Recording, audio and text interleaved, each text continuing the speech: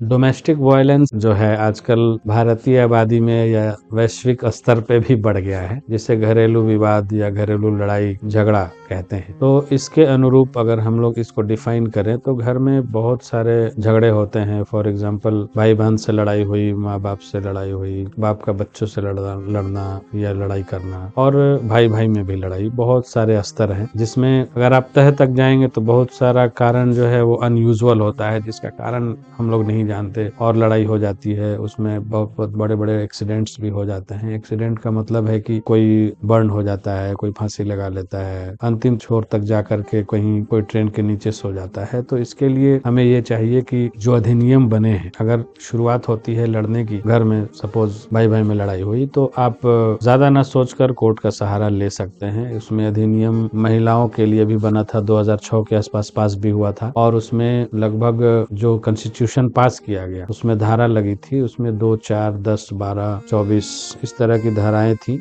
जिन्हें फौरी तौर पे कोर्ट में जाकर के कंप्लेन दर्ज कराया जा सकता है। मगर सारा समाधान कोर्ट से नहीं होता है, क्योंकि घरेलू हिंसाओं को सामाजिक तौर पे और वैश्विक तौर पे इसे निपटाने की जरूरत है। उसके लिए हम जैसे संस्थानों की, जैसे मानवाधिकार हुआ या जो भी सामाजिक संस्थाएं हैं, उनको आगे आना होगा और एक छोटे लेवल पे सबको समझाने की जरूरत है कि घरेलू हिंसाओं से जो लॉस होता है वो मानवीय लॉस बहुत ही ज्यादा क्षति होता है। और आपस में आप देखेंगे कि तुरंत फिर से भेदभाव मिटा करके लोग मिल भी जाते हैं। तो हम ये कोशिश करेंगे, आम जनता से कोशिश रहेगी कि आप उसके रोकथाम के लिए बहुत सारे सिस्टम हैं, उसके लिए हम उस पर काम कर रहे हैं और आगे भी करते रहेंगे। मगर समाज से यही रिक्वेस्ट होगा कि घरेलू हिंसाओं को रोकने के लिए उसको आगे आना होगा। बहुत सारी सामाजिक संस्थाएं हैं, उनको भी आना होगा।